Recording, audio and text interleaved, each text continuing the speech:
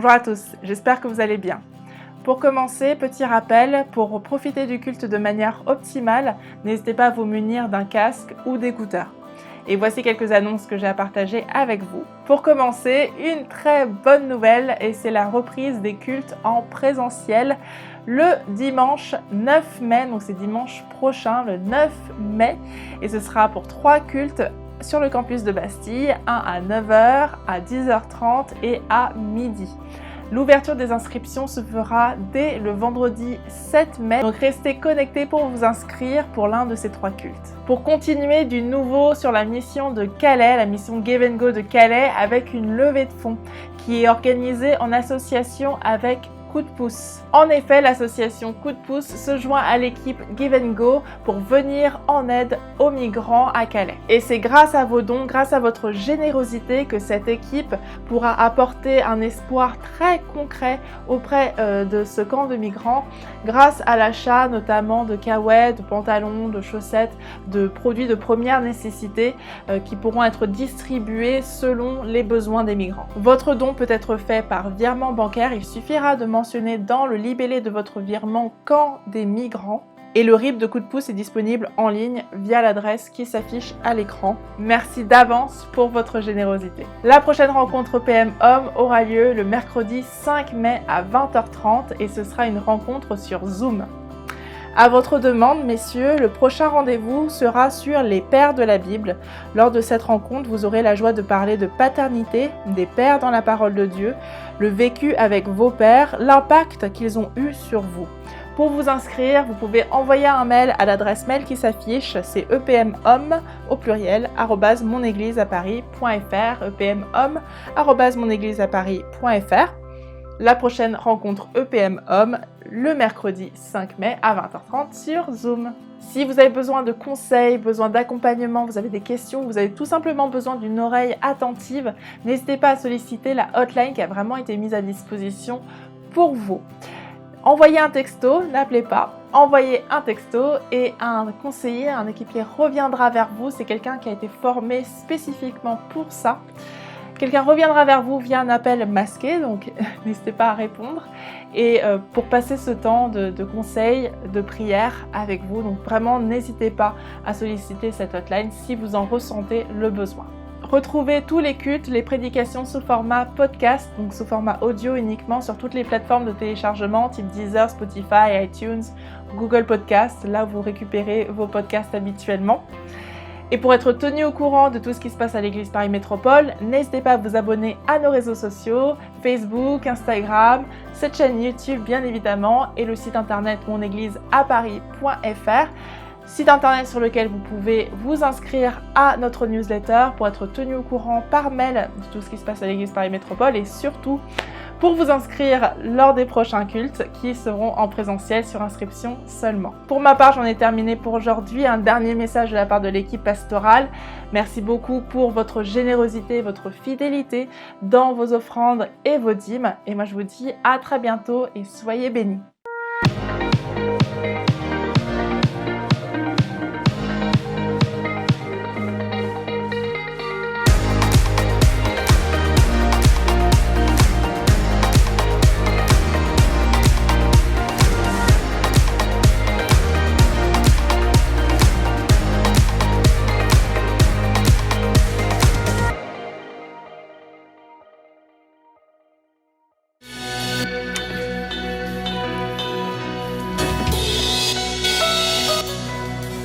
Tous. C'est un plaisir pour nous de vous retrouver et de louer avec vous. On va prendre ce chant qui dit « Je suis ami de Dieu ». Et il n'y a rien de plus beau que l'amitié de Dieu, d'être son ami le plus intime, à qui il confie des choses, à qui il parle. On va vraiment déclarer ça ensemble. Mettez-vous à l'aise, à genoux, debout, louez comme des enfants votre Père. On va y aller tous ensemble et passer un bon moment dans sa présence. Merci mon Dieu pour ce temps que tu nous permets de passer avec toi. Merci parce que vraiment c'est une grâce de pouvoir t'avoir à nos côtés dans toute situation. Surtout en cette année qui n'a pas été évidente. De pouvoir voir qu'on peut encore compter sur toi, que tu es loyal, que tu es encore présent et que nous puissions encore être présents sur cette terre pour te dire merci, c'est une grâce. Alors vraiment, reçois notre louange, notre adoration. Nous voulons juste être comme des enfants et danser comme David et te dire combien nous t'aimons. Amen, alléluia.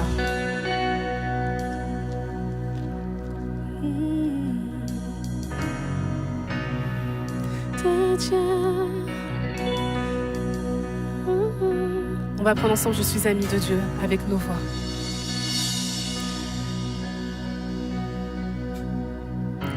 Je suis ami de Dieu. Je suis ami de Dieu. Je suis ami de Dieu. Il m'a choisi.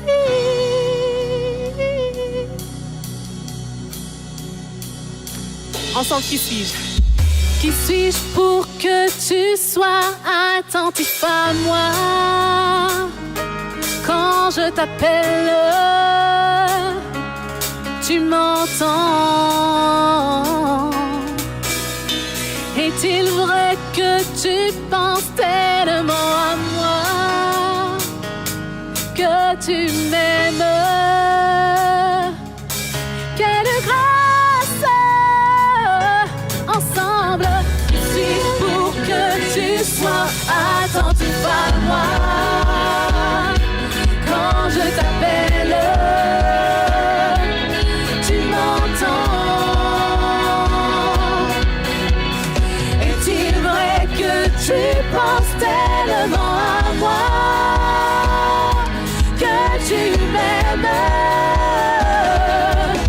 Quelle grâce! Je suis ami de Dieu. Je suis ami de Dieu. Je suis ami de Dieu. Il m'a choisi. Je suis ami de Dieu.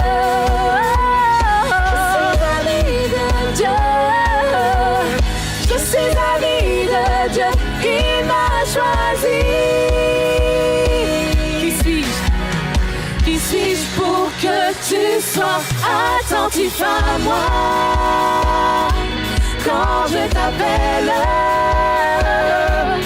tu m'entends. Est-il vrai que tu penses tellement à moi, que tu m'aimes? Quelle grâce! Quelle grâce! Quelle grâce! Je suis ami de Dieu. Je suis ami de Dieu. Je suis ami de Dieu. Il m'a choisi. Je suis ami de Dieu. Je suis ami de Dieu. Je suis ami de Dieu. Il m'a choisi.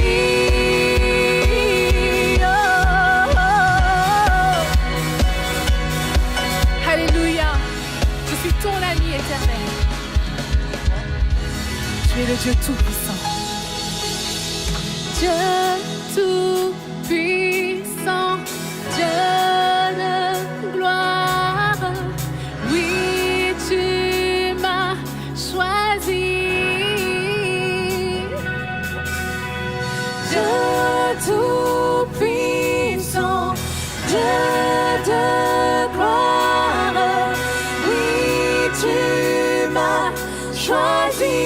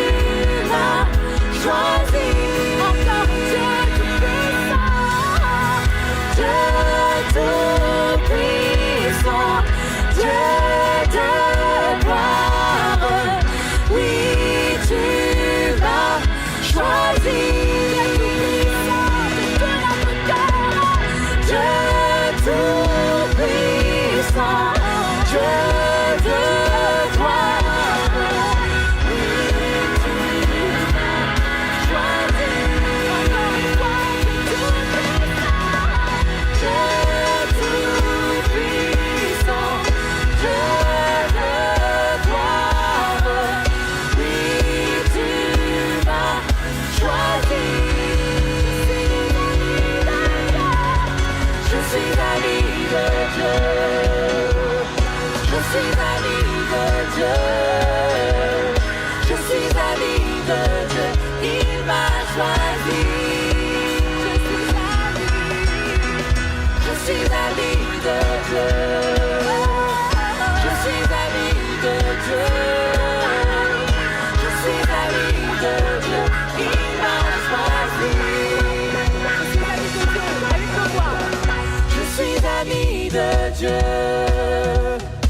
Je suis ami de Dieu. Je suis ami de Dieu. Il m'a choisi. Je suis ami de Dieu. Je suis ami de Dieu. Je suis ami de Dieu. Il m'a choisi.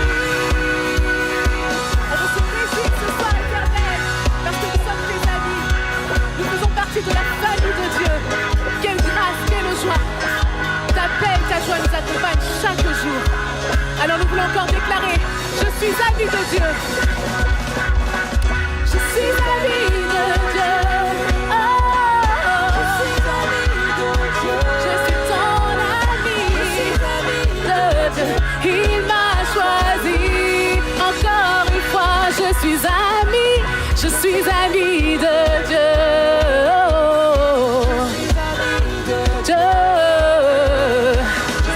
Je suis ami, il m'a choisi, il m'a choisi, il m'a choisi, il m'a choisi. Alléluia.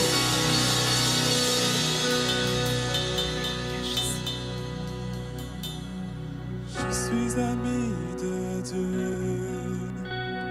Je suis ami de Dieu. Je suis ami de Dieu. Il m'a choisi. Dis-le avec nous, je suis ami de Dieu, confesse-le. Je suis ami de Dieu. Je suis ami de Dieu. Je suis ami de Dieu. Il m'a choisi.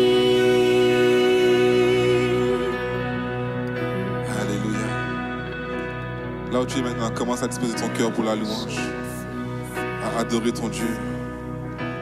Alléluia. Nous sommes en ta présence, Jésus. Et tu viens nous renouveler, nous relever. Alléluia. Et nous sommes éblouis par ta présence. Nous sommes éblouis par qui tu es, Jésus. Alléluia.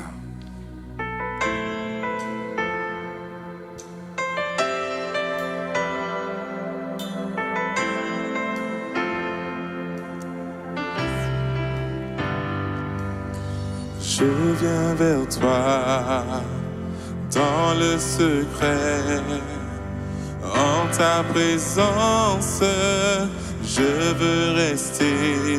Tu es, tu seras toujours là. Tout contre toi, près de ton cœur, je peux entendre ta voix, Seigneur. Tu es, tu seras toujours là. Ébloui devant toi, éternel.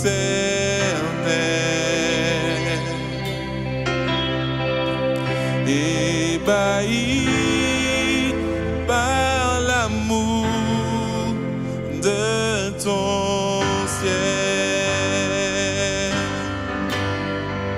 je suis là, à tes pieds, je viens t'adorer, je désire habiter près de toi.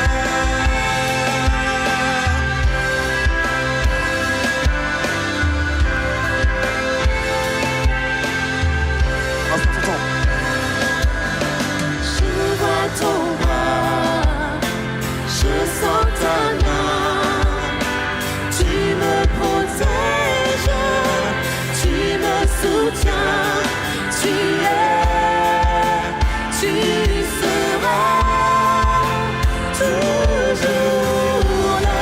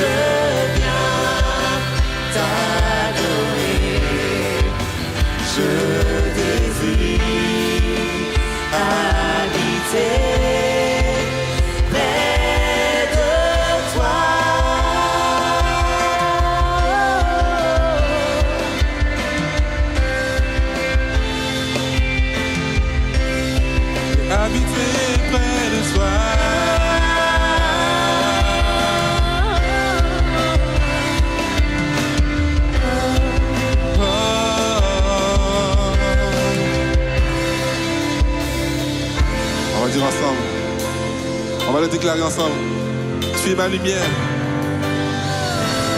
Et même si on m'a abandonné, en toi j'ai un Père, alléluia.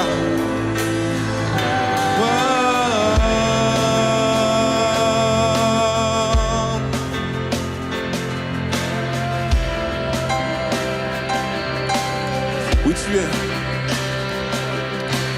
Tu es ma lumière. En toi, j'ai un Père. Reçois ma prière. Oui, tu es.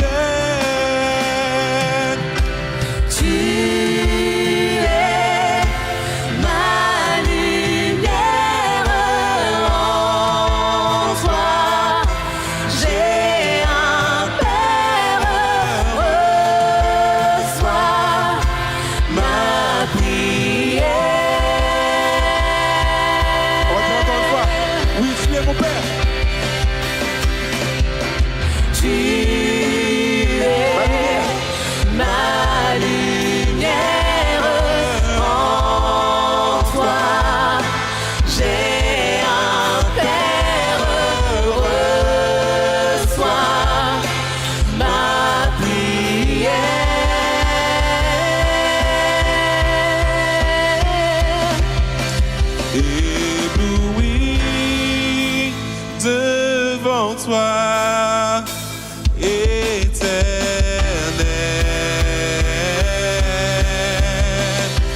Ébahi par l'amour de ton ciel, je suis là.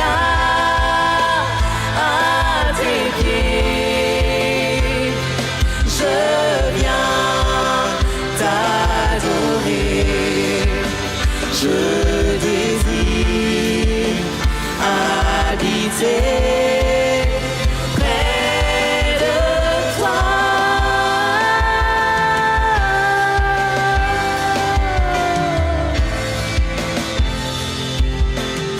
Reprenons ébloui. Ébloui devant toi, éternel. Nous sommes ébahis par toi, Seigneur. Ébahis par ton amour. Ébahis par cette grâce que tu nous fais. D'être appelé enfant de Dieu.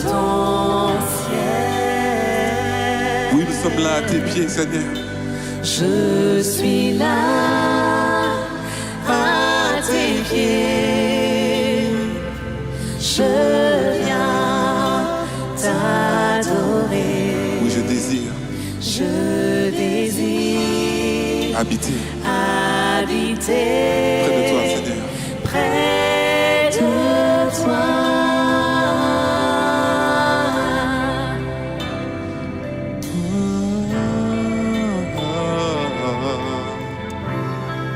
Habiter près de toi.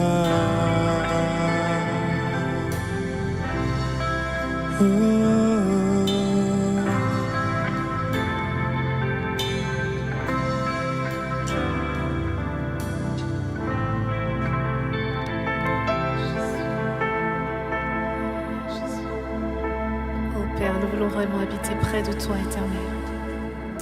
Alléluia. Je suis émerveillée par ta personne. Émerveillée. Alléluia, Jésus. Émerveillée par ta personne. Tu es couronné, Jésus. Ensemble. Couronné, rayonnant de majesté, tout l'univers proclame ta grandeur.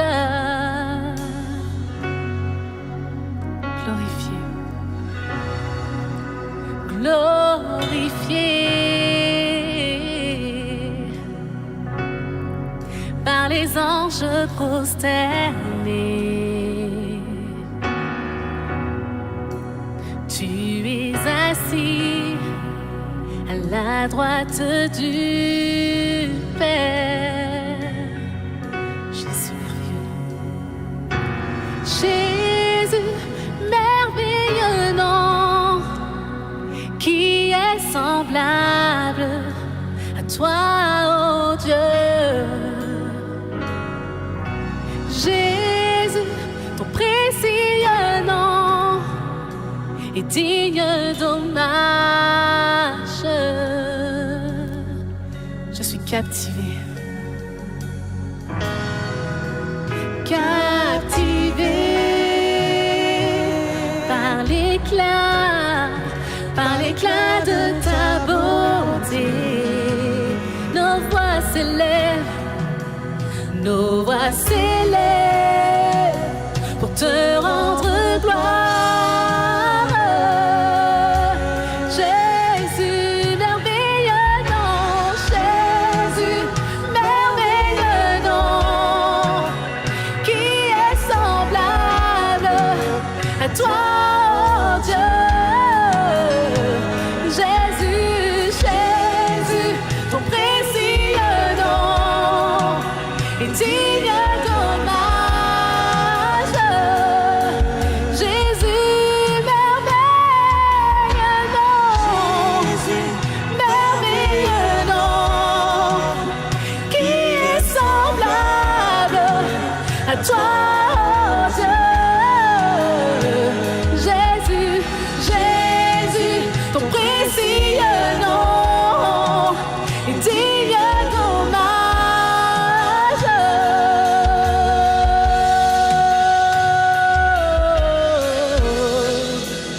Alléluia. Tu es le consolateur, le prince de la paix, le divin rocher, mon libérateur. Je veux crier le consolateur.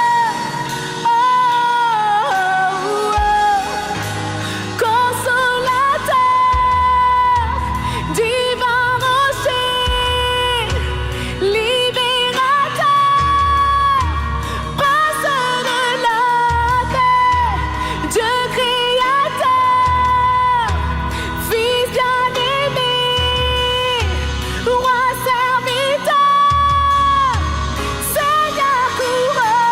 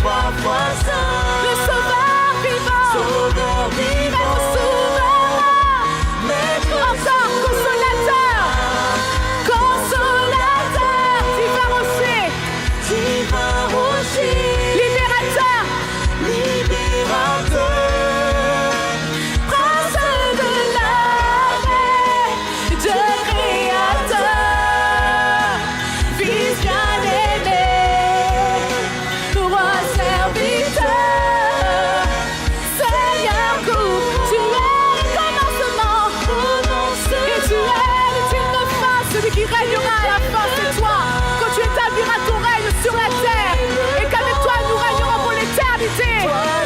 Alléluia, élevons son nom, Dieu tout-puissant, Dieu trois fois saint, Sauveur vivant, je l'écris, oh, de tout mon cœur.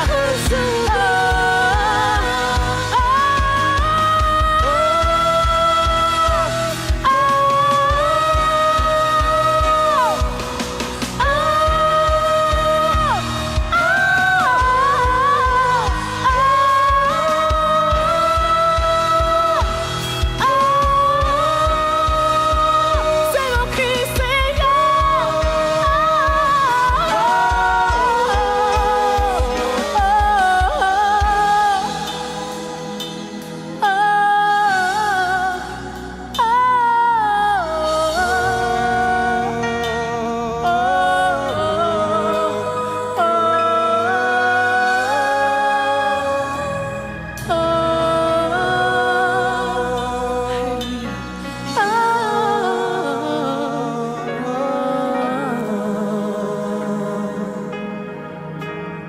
Merci à l'équipe de louange, d'adoration pour ces très bons moments dans la présence de Dieu aujourd'hui. On se réjouit de réouvrir en présentiel dès dimanche prochain. Un grand merci encore à toutes nos équipes d'audio-vidéo qui depuis 1 an, on ne cesse de les remercier pour le très très bon travail aussi qu'ils font, l'équipe sanitaire aussi qui n'existait pas avant la COVID. Donc vraiment, je tiens vraiment à les remercier.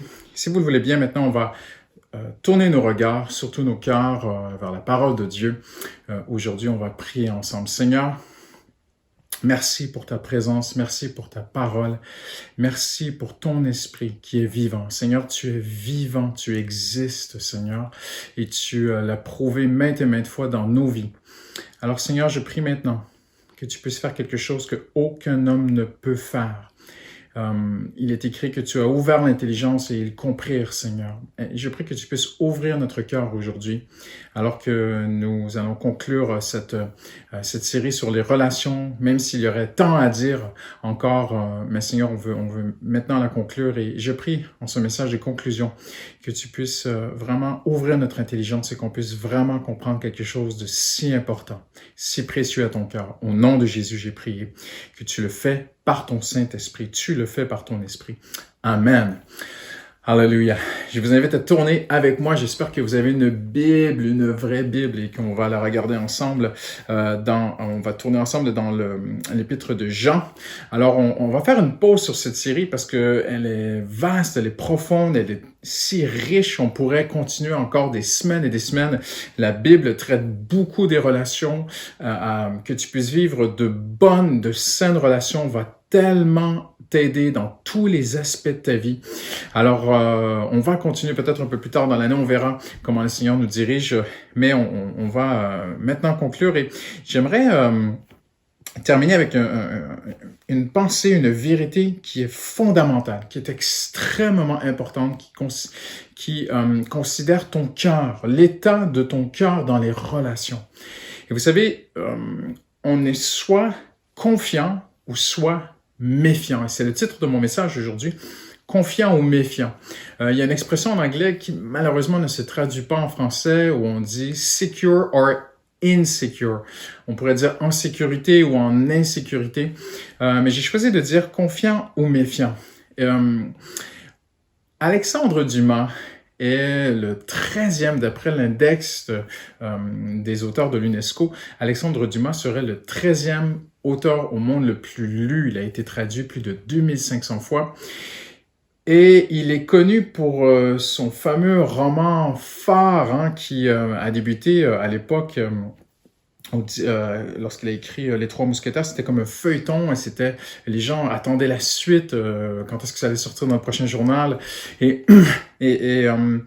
il a fait rêver les Français par un personnage, le nom a existé, d'Artagnan, mais ce jeune d'Artagnan qui voulait être intégré aux mousquetaires était si téméraire, si brave, si confiant en lui-même, si plein d'assurance que ce personnage, en fait, qui n'existait pas vraiment, a fait rêver les Français. Combien d'entre nous on rêverait de ne reculer devant aucun danger, devant aucun risque, et il n'a reculé devant rien pour sauver la couronne. Et si vous avez lu Les Trois Mousquetaires, si vous l'avez appris à l'école, vous savez de quoi je parle. Et il a fait rêver parce que c'est au fond de nous de vivre dans cette confiance totale, cette assurance totale en nous-mêmes. Chacun d'entre nous, on cherche ça. Mais quand on arrive au jardin de Gethsémani, parce que vous allez voir encore, c'est toujours à la croix que l'on voit le centre des relations. On arrive à Gethsémani où Jésus va être livré. Eh bien, c'est tout à fait l'inverse. Jésus a peut-être eu son petit D'Artagnan, à la personne de Pierre, qui a aussi brandi une épée et qui a voulu trancher la tête d'un des soldats. Et finalement, il a pris que l'oreille. Et alors qu'il pensait peut-être que c'était le moment où le royaume de Dieu allait venir et qu'il fallait passer aux armes, Jésus a dit « Oh là, stop, arrête Pierre ». Et la Bible dit qu'il a guéri l'oreille de Malchus. Et à ce moment-là, tout s'est effondré instantanément. Toutes les espérances de Pierre, tout ce qu'il croyait, tous ses rêves se sont effondrés. Et ce D'Artagnan d'il y a 2000 ans est passé de brave à peureux en un instant, est passé de confiant à totalement méfiant, dans une grande peur. Et Jésus leur avait dit, ils frapperont le berger et les brebis seront dispersées. Pierre, tu n'es pas un brave, tu n'es pas un mousquetaire, Pierre, tu es une brebis et tu es ma brebis. Et ils sont tous partis, ils ont laissé Jésus là seul. Et tous ces hommes sont venus se saisir de lui. Et là, on peut vraiment se poser une question. Comment Jésus a-t-il pu tenir avec tant d'assurance sur ces 4 tribunaux qui vont mettre une pression énorme sur lui? Le premier tribunal, le tribunal de Han, qui est un tribunal, on pourrait vraiment dire aujourd'hui mafieux, illégal. Ça s'est fait en catimini chez lui dans sa maison, puis après on va chez Caïphe, qui est le vrai grand sacrificateur qui était en poste à l'époque. Et c'est toute une mafia, c'est un groupe criminel organisé, on pourrait dire ainsi. À l'époque, les pharisiens semaient la terreur par leur religiosité. Et ils n'ont pas manqué non plus de lapider certains justes lorsque l'occasion se présentait. Et comment Jésus a-t-il pu tenir paisiblement devant Anne, et puis après devant le tribunal avec Caïphe. Et puis après, on amène Jésus chez Ponce Pilate, qui est la vraie autorité de Rome à l'époque, l'autorité juridique, légale de l'époque. Jésus va tenir.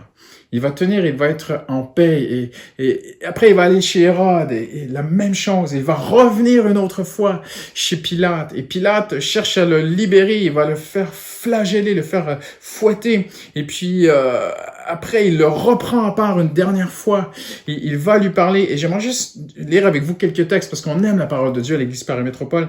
Mais Jésus gardait le silence. Ça, c'est devant le grand prêtre, le premier ou deuxième tribunal. Le grand prêtre prit la parole et lui dit, « Je t'adjure par le Dieu vivant. » Là, il n'est plus chez Anne ou en catimini, juste dans sa maison. Il est vraiment devant le tribunal, le religieux de l'époque, des pharisiens et des sadducéens. En fait, tous les Sanhédrins réunis ensemble, les experts de la loi, ils sont tous là ensemble. Et le grand prêtre dit à Jésus, c'était l'autorité de l'époque, le grand prêtre pour les Juifs, « Je t'adjure par le Dieu vivant de nous dire si tu es le Messie, le Fils de Dieu. » Et Jésus lui répondit, « Tu le dis. De plus, je vous le déclare, vous verrez désormais le Fils de l'homme assis à la droite du Dieu Tout-Puissant et venant sur les nuées du ciel. » C'est extraordinaire. Et Jésus comparut aussi devant le gouverneur qui est Pilate. Celui-ci l'interrogea, « Es-tu le roi des Juifs? » Jésus lui dit, « Tu le dis. » Mais écoutez bien ceci. Mais il ne répondit rien aux accusations des chefs, des prêtres et des anciens. Alors Pilate lui dit, « N'entends-tu pas tous ces témoignages qu'ils portent contre toi? » Mais Jésus ne répondit sur aucun point, ce qui étonna beaucoup le gouverneur. Alors que nous tournons maintenant dans Jean 19, on se pose une question aujourd'hui. Comment Jésus a-t-il pu être autant en confiance dans des moments aussi sombres, aussi ténébreux, où lui-même, Jésus avait annoncé, c'était l'heure des ténèbres. Il a dit à ses disciples, ça va être bientôt l'heure des ténèbres. Il leur dit, durant le tribunal, il leur dit, c'est maintenant votre heure, c'est l'heure des ténèbres. Et comment Jésus a-t-il pu tenir? Qu'est-ce que Jésus avait que Pierre n'avait pas? Pourquoi Pierre a lâché, les disciples ont lâché et Jésus n'a pas lâché? Vous me direz peut-être, on peut botter en touche et répondre très simplement aujourd'hui, « Ah, mais Jésus était Dieu, il était la nature de Dieu parfaite, ça lui était impossible de pécher. » C'est vrai, Jésus était Dieu, il était le Fils de Dieu, mais il était aussi homme, il avait aussi une chair.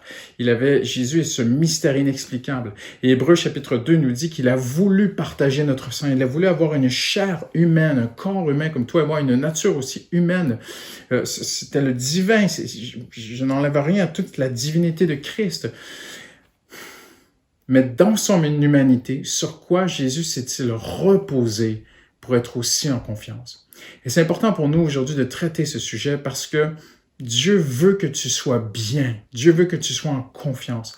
Et lorsque tu es bien dans ta peau, c'est une expression qu'on utilise beaucoup aujourd'hui, être bien dans sa peau, eh bien, ça va influencer toutes tes relations. Ça va influencer les relations dans ton couple, avec tes enfants, avec tes collègues, tes amis, tes proches. Dieu veut que tu sois bien intérieurement. Et j'aimerais regarder avec vous aujourd'hui comment Jésus a-t-il pu être aussi bien? Je ne dis pas qu'il était, on le voit dans le jardin de Gethsémani, il est troublé, il va prier jusqu'au grumeau de sang, mais là, il a une puissance, il a quelque chose sur lui. Et Jésus est en totale confiance, il est dans une attitude extraordinaire. Et on se dit, mais qu'est-ce qu'il avait? Pourquoi est-ce qu'il était ainsi? Eh bien, j'aimerais vous dire aujourd'hui, notre réponse est dans sa réponse et sa réponse. Lorsqu'on regarde ce que Jésus a répondu lors des tribunaux, lorsqu'il a été accusé, faussement accusé, eh bien, dans sa réponse, on voit notre réponse. Comment trouver, nous, notre assurance, notre confiance, notre paix, comment la base, le cœur, le noyau pour être bien dans sa peau afin d'avoir de bonnes relations autour de nous. Jésus se savait couvert par son Père.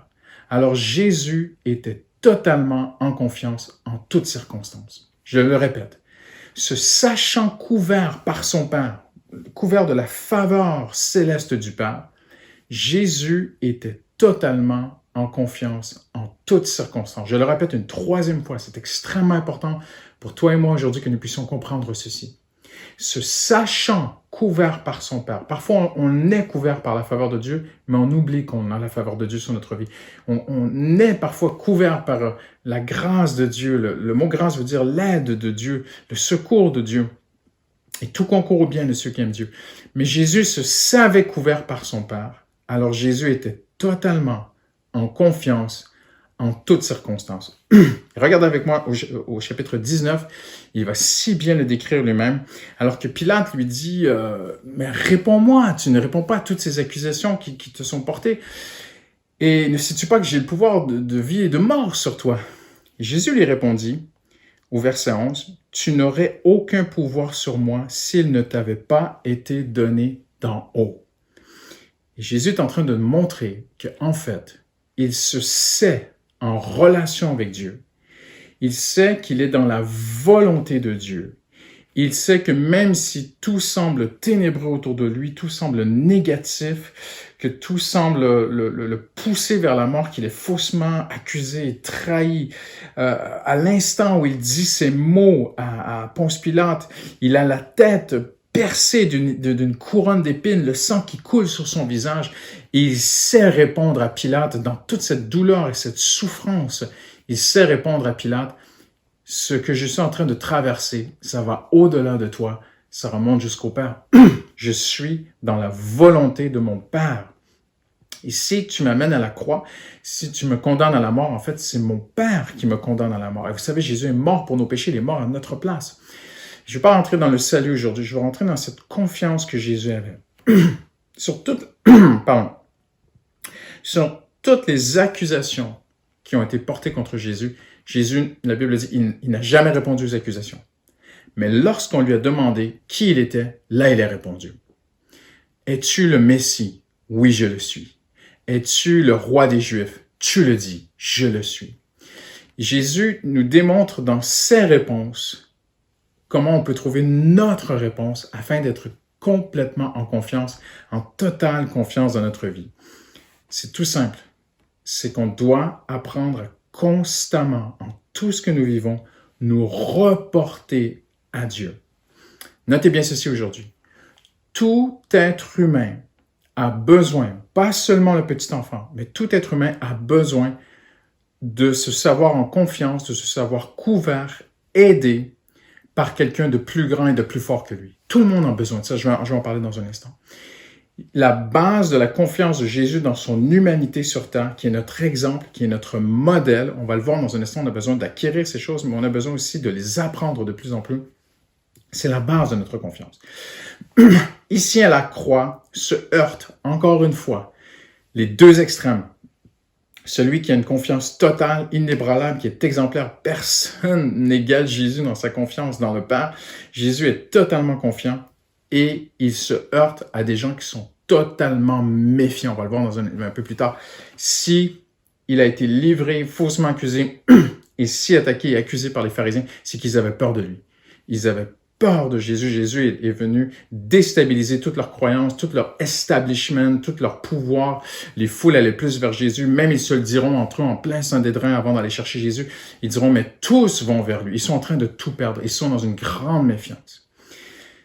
Je vais vous parler du confiant et je veux vous parler du méfiant aujourd'hui afin que l'on puisse, toi et moi, prendre une décision quotidienne dans notre cœur d'être quelqu'un qui fait totalement confiance en Dieu pour sa vie. La base de la confiance de Jésus, suis-moi bien, ça va être constructif. La base de la confiance de Jésus, c'est qu'il était légitime.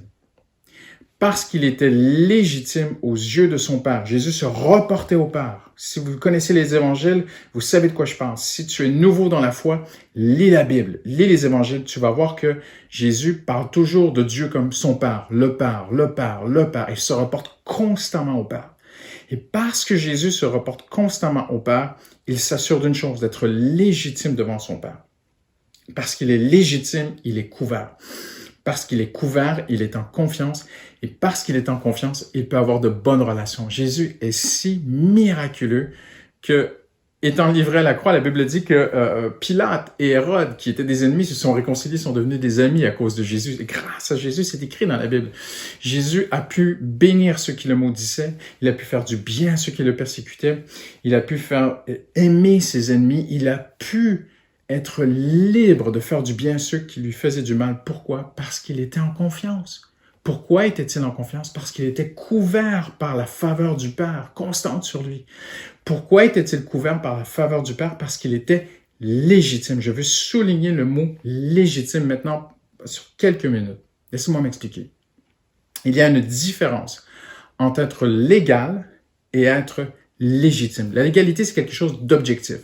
Tu peux être en toute légalité, mais ça ne veut pas dire que tu es légitime. Le mot légitime va plus loin que la simple légalité. Le mot légitime est un mot qui est subjectif parce qu'il implique le regard d'une autorité sur quelqu'un qui est en pouvoir, qui jette un regard sur quelqu'un, et son regard est un regard qui lui donne faveur. C'est un choix personnel, ça implique, la légitimité implique toujours le regard d'une personne sur une autre personne. La légalité, c'est simple, c'est que la loi. Et peut-être que les pharisiens se sentaient légaux face à la loi, même encore là, Jésus a dit qu'ils étaient si hypocrites, mais Jésus va plus que l'aspect légal. Jésus va plus loin que cet aspect objectif. Jésus avait la faveur de Dieu. Dieu, le Père, va ouvrir les cieux, même lors du baptême, et à un autre moment donné, il va dire, voici mon fils bien-aimé, aimé. J'ai de l'amour pour lui, j'ai des sentiments pour lui. Voici mon fils bien-aimé, en qui j'ai mis toute ma faveur. Donc, c'est plus qu'une légalité. Jésus a accompli la loi, la Bible dit, mais il a plus qu'accompli la loi. Il était si beau en lui-même. Son cœur était si agréable au Père que ça dépasse tout entendement. Et parce qu'il était dans cette perfection extraordinaire, Jésus, d'attitude, d'un cœur parfait, il était plus que légal devant Dieu. Il était légitime. Dieu n'avait pas un regard que objectif sur lui, Dieu avait un regard subjectif sur son fils. J'aime mon fils, il est parfait. Et parce qu'il est parfait dans son cœur, dans ses pensées, dans tout ce qu'il fait, dans tout ce qu'il dit, dans tout ce qu'il pense, dans sa personne, parce qu'il est parfait, mon fils est légitime. Il a toute ma faveur. Donc, parce que Jésus était légitime, il était couvert de la faveur du Père. Et Jésus se savait couvert de cette faveur du Père.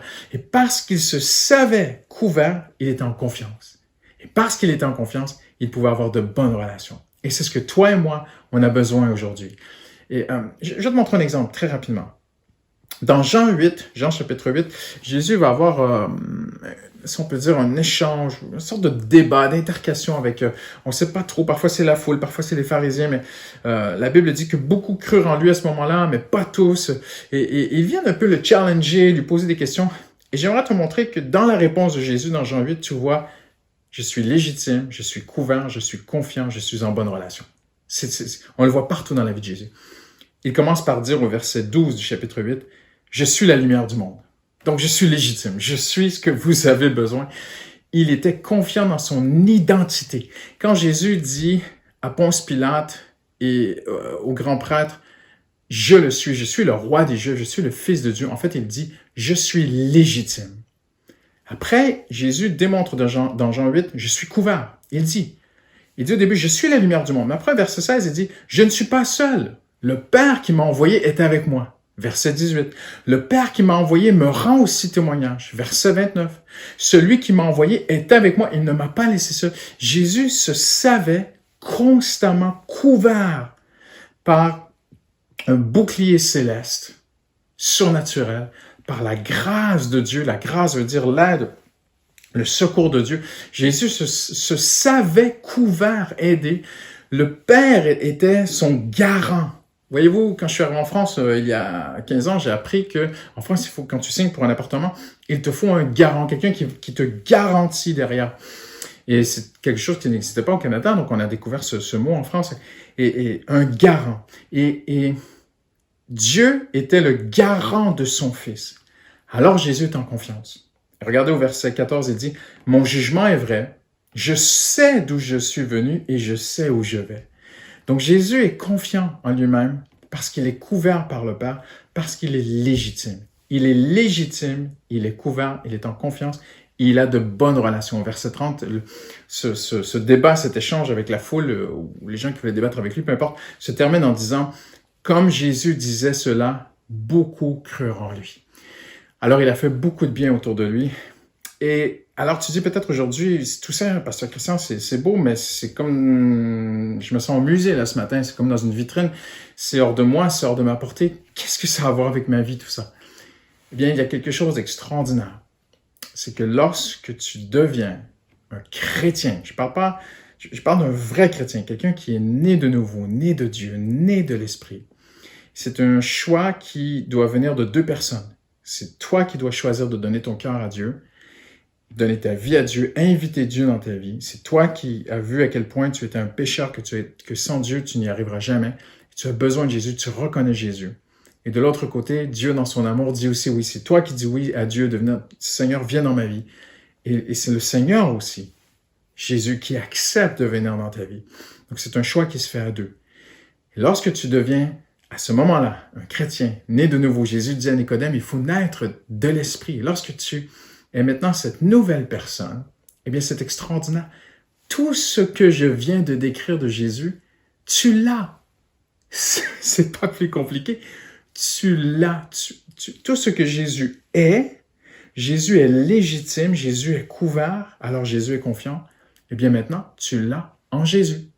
Et Jésus dira, dans Jean chapitre 15, à ses disciples, « Demeurez en moi ». Vous savez, l'expression « être en Jésus », on n'en parle pas beaucoup à l'Église, on ne l'explique pas souvent, et elle n'est pas assez répandue, cette expression. Mais l'expression « être en Jésus » est une expression très importante parce qu'elle signifie tout ce que tu es et tout ce que tu as. Tu es en Jésus. Si tu es un enfant de Dieu réconcilié avec Dieu, tu es retour en harmonie avec Dieu, comme Paul dit, et maintenant, tu es en Jésus, pas physiquement bien sûr, mais spirituellement, tu as une position de légitimité devant Dieu, non par tes mérites, non par tes propres œuvres, non parce que tu pries plus qu'un autre ou que tu as un meilleur caractère qu'un autre. On n'est pas parfait. Et le Seigneur va nous changer petit à petit. Son Saint-Esprit va nous rendre de plus en plus comme Jésus, bien sûr. Mais tu es légitime maintenant aux yeux de Dieu parce que tu es en Jésus. À chaque fois que tu te rapportes à Jésus, à chaque fois que tu dis le Seigneur Jésus, c'est grâce à lui que je suis sauvé. C'est grâce à lui que Dieu va répondre à mes prières. C'est grâce à Jésus que Dieu va me guider, me protéger, m'aider. Alors tu vois que tu es légitime par Jésus. Alors tu es couvert. Tu es couvert par Dieu. Et si c'est important pour toi de te voir en Jésus, eh bien, tu es couvert par Dieu, tu peux être confiant. Cette faveur, cette couverture que Jésus avait de la part du Père, personne ne peut l'avoir comme lui. Personne ne peut mériter cela. Mais Jésus te l'a acquis à la croix, c'est gratuit par le sang de Jésus. Et parce que nous sommes en lui, il faut qu'on comprenne deux choses aujourd'hui. Tout d'abord, c'est un acquis, c'est acquis. Nous le sommes. Que tu te sentes bien demain matin ou que tu ne te sens pas bien, que tu passes par des moments difficiles dans ta vie ou que ce soit le plus beau jour de ta vie, c'est un acquis. Tu es en Jésus. Dieu te voit en son Fils, donc tu es légitime aux yeux de Dieu. Tu n'es pas seulement légalement un chrétien selon les règles et la loi du ciel. Tu es aussi légitime. Dieu a un regard pas que objectif sur toi. Dieu a un regard subjectif. Dieu t'aime et Dieu met sa faveur sur toi. Après, maintenant, c'est aussi un apprentissage. Et qu'est-ce que je veux dire par un apprentissage? C'est que, en tant que chrétien, on doit apprendre à être chrétien. Je te donne un exemple, un des plus bels exemples pour moi, c'est le roi David. Pasteur Samuel a prêché un très beau message sur David la semaine dernière. Je t'invite à écouter si tu n'as pas pu le voir.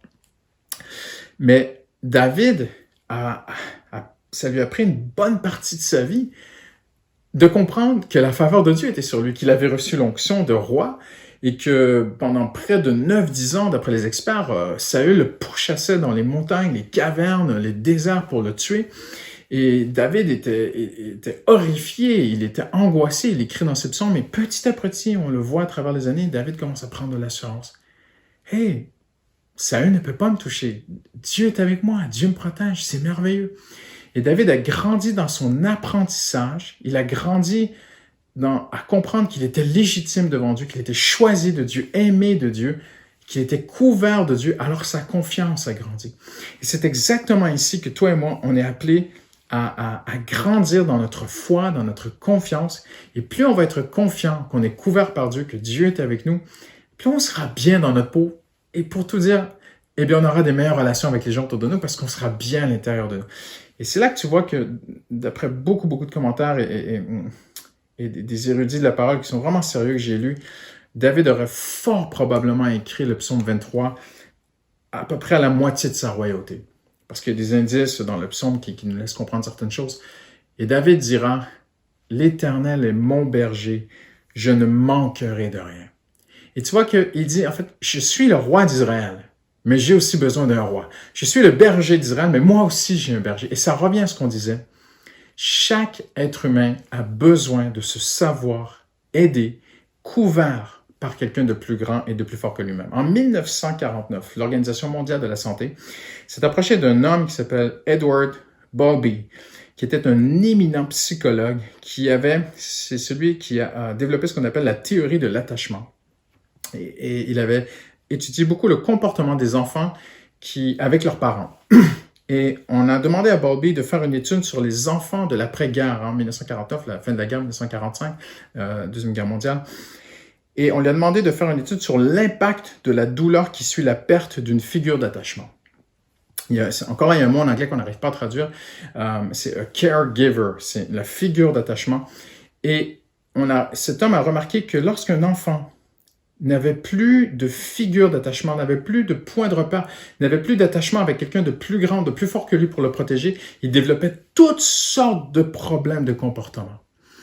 Et dans les années 80, des psychologues sont arrivés et ont dit, mais ce que Bowlby a développé comme la théorie de l'attachement pour les enfants, c'est aussi vrai pour les adultes. Les adultes aussi, tous les adultes ont aussi besoin de se savoir sécurisé, aidé, réconforté, couvert par quelqu'un de plus grand, de plus fort qu'eux. Je me souviens, Céline Dion disait que dans sa petite cabine arrière-scène, backstage, comme on dit, elle flattait des petits bouddhas pour avoir de l'énergie. Elle voulait se sentir couverte et aidée par quelqu'un de plus fort qu'elle. On sait que Napoléon se reportait à son grand modèle qui était Jules César. On sait que beaucoup des généraux romains allaient consulter une prêtresse sacrée. Il y a même un endroit à la sortie d'Athènes, à l'ouest d'Athènes, sur une colline que vous pouvez aller visiter. C'est même un lieu historique. Aujourd'hui, je suis passé devant, où les généraux romains allaient consulter une oracle, qui était une prophétesse sacrée qui entrait en transe. Ils ont même des écrits disent que sa voix changeait, elle était démonisée. Et ils allaient chercher une puissance auprès de cette prêtresse sacrée pour savoir si les dieux étaient avec eux. Même ces grands conquérants voulaient savoir, est-ce que les dieux sont avec moi dans mes conquêtes? On a tous besoin, et toi aussi, et moi aussi, on a tous besoin de savoir que quelqu'un de plus grand que nous couvre et être avec nous. Et c'est la relation que Dieu veut avec toi et moi aujourd'hui. Et c'est la base de ta confiance, c'est la base de bonnes relations. Et Paul dira ceci, regardez comment Paul aussi a besoin de ce lien avec quelqu'un de plus fort. Paul dit, si Dieu est avec nous, qui sera contre nous? Et toi et moi, on sait que Paul a essuyé, mais combien d'adversités au pluriel. Paul a essuyé tellement de moments difficiles dans sa vie, mais il dit, si Dieu est avec nous, qui sera contre nous? J'ai un lien avec quelqu'un, je suis couvert, je suis légitime devant Dieu dans mon appel, dans qui je suis. Alors je suis couvert, alors je suis en confiance. Je termine aujourd'hui en te parlant de cette deuxième personne, le méfiant. Parce que il existe aussi l'autre type de personne. Jésus est ce modèle de confiance et on voit chez les pharisiens ce modèle de méfiance. Les pharisiens sont méfiants parce que Jésus vient déstabiliser tout ce qu'ils ont. Et pourquoi sont-ils si méfiants? Eh bien, c'est très, très simple pour moi. Ils ont peur de perdre leur place, ils sont instables, ils sont en insécurité parce qu'ils sont illégitimes devant Dieu. Ils n'ont pas la faveur de Dieu, ils sont indépendants de Dieu, alors ils sont méfiants, ils ont de mauvaises relations. Et on voit à travers la Bible différents hommes qui ont le même process dans leur vie, la même explication. Prends Adam. Adam se pêche, se sépare de Dieu, devient illégitime, illégal même devant Dieu, pécheur, illégitime, il devient indépendant de Dieu, il devient méfiant, et quand Dieu s'approche de lui, il dit « J'ai eu peur, je me suis caché », et il se met à avoir de mauvaises relations. La première chose qu'il dit, c'est la femme. Il se retourne vers la personne la plus importante de sa vie, il la vend comme ça, il dit « C'est la femme qui m'a fait croquer la pomme ». Et après, on voit Caïn, qui est jaloux de son frère. Après, on voit Saül, David est ce jeune homme qui apprend à faire confiance à Dieu parce qu'il est légitime devant Dieu, il apprend à comprendre qu'il est couvert par Dieu. Mais on a de l'autre côté Saül qui a été rejeté par Dieu parce qu'il a péché. Et Saül est devenu illégitime. Il est encore officiellement le roi d'Israël, il est encore légalement le roi d'Israël, mais il est illégitime devant Dieu maintenant. Il est rejeté par Dieu. Alors il devient indépendant de Dieu. Il n'a plus ce point de repère plus fort que lui. Alors il est méfiant. Et tu vois jusqu'à quel point, même si les rois avaient besoin de se reporter à quelqu'un de plus fort qu'eux, il va même, dans son grand désespoir avant de se suicider, Saül, il va aller jusqu'à consulter une sorcière pour aller faire entendre la voix du prophète Samuel. Tu vois, il a besoin de se reporter à quelqu'un de plus grand, de plus fort que lui.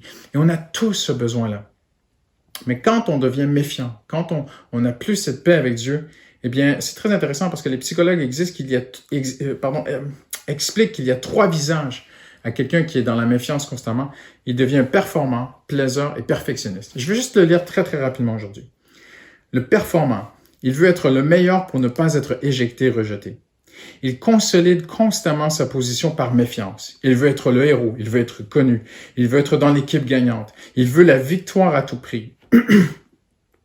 Tout projet, pour lui, est une opportunité de se prouver. Il va dire, c'est moi qui ai fait ceci, c'est moi qui ai fait cela. Il va être comme ça dans une équipe au travail et même parfois dans l'église, c'est moi qui l'ai fait. On a découvert aussi que beaucoup d'hommes qui ont gravi le mont Everest l'ont fait, ont eu ce désir d'ascension pour se prouver parce qu'il y avait un manque dans leur vie. C'est incroyable de découvrir qu'un grand homme comme Churchill a refusé d'être enterré avec les grands de ce monde. Il a voulu être enterré auprès de la tombe de son père et de sa mère. Parce que toute sa vie, si vous connaissez un peu l'histoire de Churchill, hein, nous savons que Churchill a été vraiment rejeté par son papa et sa maman, complètement abandonné. Il a perdu cette figure d'attachement, il a perdu ce caregiver, il a perdu ce lien, il ne se sentait pas couvert par son père. Et à travers, il le dira lui-même, Churchill, qu'à travers toutes les grandes choses qu'il a fait dans sa vie, ses grands exploits, sa grande bravoure, Churchill, en fait, ce qu'il cherchait, c'était cette reconnaissance de son père qu'il n'avait pas eu. Il y a un deuxième visage aussi, c'est le plaiseur. Il y a des gens qui vont faire tout pour plaire aux autres. Pour être aimé, il est prêt à compromettre ses valeurs les plus profondes. Et ça, c'est dangereux. Trop relationnel parfois, la solitude lui est impossible. Il évite tout conflit à tout prix parce que pour lui, la paix est la seule garantie de la réussite. Il a des intérêts derrière ses dons. Il va aider les autres, mais il veut plaire, il veut des amis. Quelqu'un qui est très, très, très relationnel. Et oui, il faut des amis. Et oui, les relations sont importantes. Mais là, c'est déséquilibré, c'est démesuré. Le performant, bien sûr, performer, être bon, c'est très, très bien. On en a parlé dans le message sur l'ambition. Mais là, c'est démesuré. C'est un performant complètement démesuré. C'est un plaisir même certains disent un pacificateur qui est démesuré. Il veut la paix à tout prix. Et il y a aussi le perfectionniste, tout savoir, tout maîtriser, en tout, sur tous les sujets. Le contrôle pour lui garantit le bien-être. Il est un homme de décision rigide, il tolère peu, il ne tolère pas l'erreur. Il souffre à déléguer, il souffre à partager. C'est très difficile pour lui de confier les choses autour de lui. Et pour lui, l'échec engendre le rejet. Je ne peux pas échouer si j'échoue, je vais me faire rejeter. Et tous ces comportements sont une seule personne en fait. C'est pas trois personnes. C'est pas le performant, le plaisir, le perfectionniste.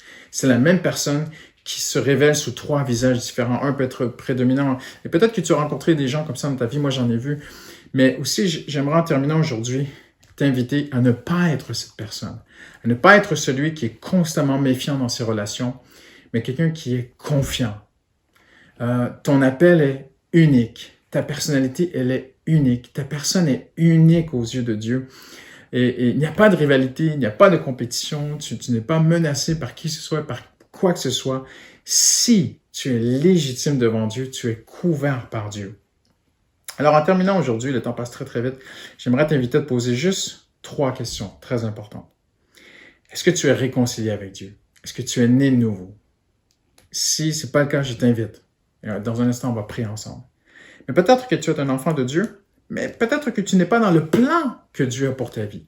Et ça, c'est très important. Tu peux être légalement un enfant de Dieu, mais on peut être en toute légalité morale devant Dieu, mais pas vraiment dans le plan, la volonté que Dieu a pour nous, pour notre vie. Alors, on se sent moins en confiance. Et c'est normal. Il faut que tu reviennes dans le plan de Dieu. Il faut que tu cherches, il faut que tu sois dans le plan de Dieu pour ta vie. Et en terminant, on peut être dans le plan de Dieu, mais on peut commencer à injecter du compromis. C'est ce que Samuel a prêché la semaine dernière. David était un homme de Dieu, il était dans le plan de Dieu pour sa vie, mais il a commencé à laisser entrer le compromis avec Bathsheba. Et ça aussi va enlever cette couverture de Dieu, cette faveur de Dieu sur ta vie. Et si aujourd'hui, tu es réconcilié avec Dieu, tu es dans le plan de Dieu pour ta vie, ou du moins tu cherches vraiment sincèrement à marcher dans ses plans, c'est déjà très, très bien.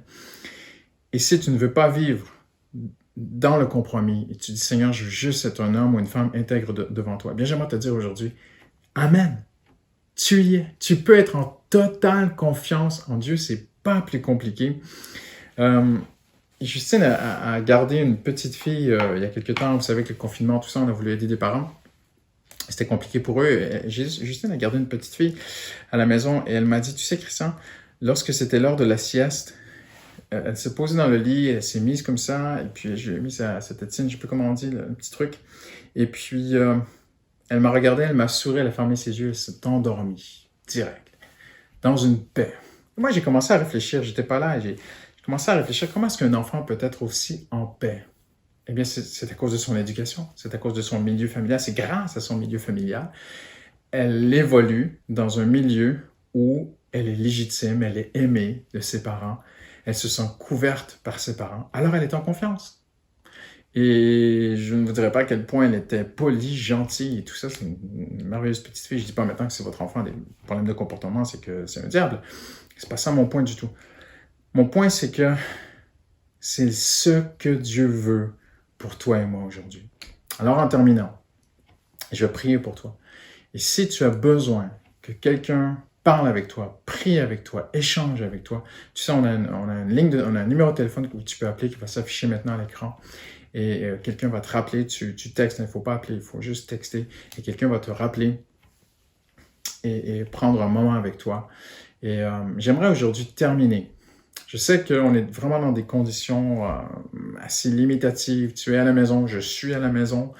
On est en relation juste à travers une simple vidéo qui a été filmée à l'avance en plus parce qu'on est dans des travaux à l'église. Et voilà, tout le contexte qu'on a expliqué. Mais je veux avoir vraiment cette foi, cette confiance que Dieu peut se rendre jusqu'à toi aujourd'hui, que Dieu peut toucher ton cœur et que le Seigneur puisse ouvrir tes yeux et te dire aujourd'hui, je veux t'amener là. Je veux te faire comme David a grandi dans sa confiance en Dieu, comme David a grandi à découvrir, mais je suis légitime, j'ai la faveur de Dieu sur ma vie, je suis couvert par Dieu. Alors je peux être vraiment en confiance devant Dieu. Je n'ai pas eu le temps de tout expliquer aujourd'hui, mais David, on le voit à travers sa vie grandir en assurance et écrire ce psaume, « L'Éternel est mon berger ». Tu as besoin, que tu sois un enfant, ou que tu sois un adulte, ou même un chef d'entreprise, que tu sois même toi-même le chef, tu as besoin de savoir qu'il y a quelqu'un d'encore plus grand, encore plus fort que toi. Et n'y a-t-il pas mieux, y a-t-il meilleur que Dieu pour te couvrir et dire « Je suis avec toi ». Et c'est ce que Dieu a dit à Josué. Je ne te délaisserai pas, je ne t'abandonnerai pas. Et la traduction King James que j'aime beaucoup dit « Je ne te délaisserai jamais, jamais je ne t'abandonnerai, je serai toujours avec toi ». Et ça a été une telle assurance pour Josué. Dieu veut que tu aies de saines relations. Et en concluant cette série aujourd'hui, je veux prier pour toi. Seigneur, maintenant je te prie pour cette personne qui a entendu ce message, Seigneur. Je prie qu'elle puisse venir à cet endroit de confiance totale en toi, Seigneur. Confiance qu'elle est couverte, Seigneur.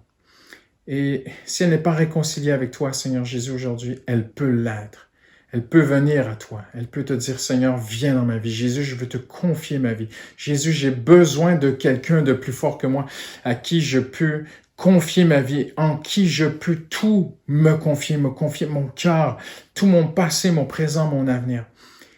Et Seigneur, peut-être que c'est quelqu'un qui m'écoute aujourd'hui, qui est ton enfant, mais qui n'est peut-être pas vraiment dans ton plan, ou qui a pris des décisions, il ne s'est pas mis dans le plan de Dieu, dans la volonté de Dieu, il le sait aujourd'hui. Et c'est pour ça qu'il est méfiant, on dit en anglais restless, qu'il n'est pas bien, il est tendu à l'intérieur. Seigneur, tu veux le ramener dans cette paix totale, Seigneur, que tu es là, Seigneur, que tu le couvres. Et je veux l'inviter, Seigneur, je veux prier que cette personne aujourd'hui te dise, Seigneur, je veux revenir dans le plan de Dieu, je veux revenir dans la volonté de Dieu. Et Seigneur, si mon frère ou ma sœur a chuté, a tombé, ou a laissé entrer du compromis ou des choses qui peuvent attrister le Saint-Esprit, eh bien, il le sait dans son cœur parce qu'il y a comme une paix qui est partie. Il y a comme cette confiance totale. On dit en anglais « to be secure ». On se sent moins en sécurité. On est chrétien, mais on ne se sent pas trop en sécurité. Et on ne sait pas trop pourquoi. Et c'est peut-être parce que le compromis est rentré dans notre cœur.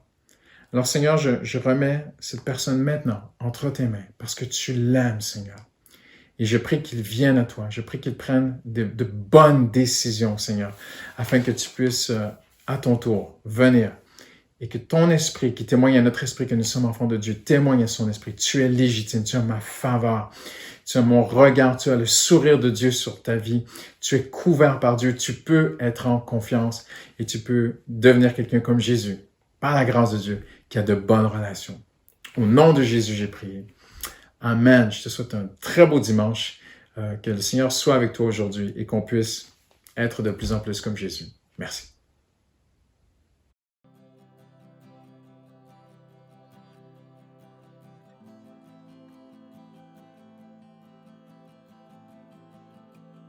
Bonjour à tous, j'espère que vous allez bien. Pour commencer, petit rappel, pour profiter du culte de manière optimale, n'hésitez pas à vous munir d'un casque ou d'écouteurs.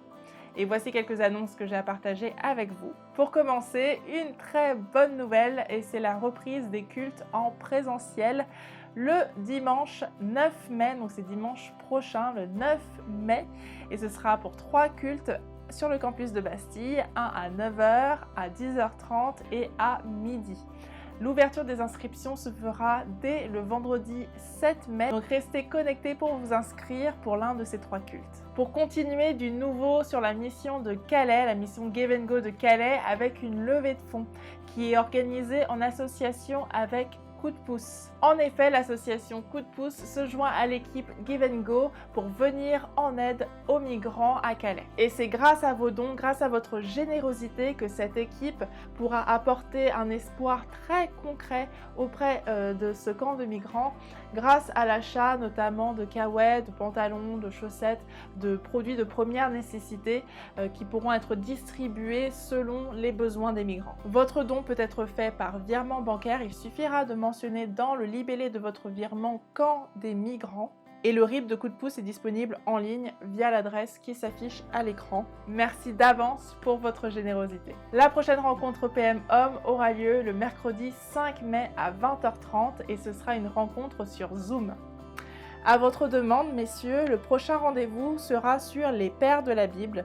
Lors de cette rencontre, vous aurez la joie de parler de paternité, des pères dans la parole de Dieu, le vécu avec vos pères, l'impact qu'ils ont eu sur vous. Pour vous inscrire, vous pouvez envoyer un mail à l'adresse mail qui s'affiche, c'est epmhomme au pluriel @monégliseaparis.fr, epmhomme@monégliseaparis.fr.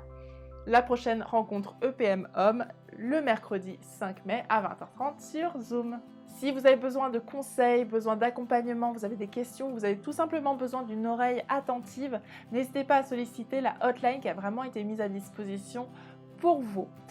Envoyez un texto, n'appelez pas, envoyez un texto et un conseiller, un équipier reviendra vers vous. C'est quelqu'un qui a été formé spécifiquement pour ça. Quelqu'un reviendra vers vous via un appel masqué, donc n'hésitez pas à répondre. Et pour passer ce temps de conseils, de prière avec vous, donc vraiment n'hésitez pas à solliciter cette hotline si vous en ressentez le besoin. Retrouvez tous les cultes, les prédications sous format podcast, donc sous format audio uniquement sur toutes les plateformes de téléchargement type Deezer, Spotify, iTunes, Google Podcast, là où vous récupérez vos podcasts habituellement. Et pour être tenu au courant de tout ce qui se passe à l'Église Paris Métropole, n'hésitez pas à vous abonner à nos réseaux sociaux, Facebook, Instagram, cette chaîne YouTube bien évidemment et le site internet monégliseaparis.fr. Site internet sur lequel vous pouvez vous inscrire à notre newsletter pour être tenu au courant par mail de tout ce qui se passe à l'Église Paris Métropole et surtout pour vous inscrire lors des prochains cultes qui seront en présentiel sur inscription seulement. Pour ma part, j'en ai terminé pour aujourd'hui. Un dernier message de la part de l'équipe pastorale. Merci beaucoup pour votre générosité, votre fidélité dans vos offrandes et vos dîmes. Et moi, je vous dis à très bientôt et soyez bénis.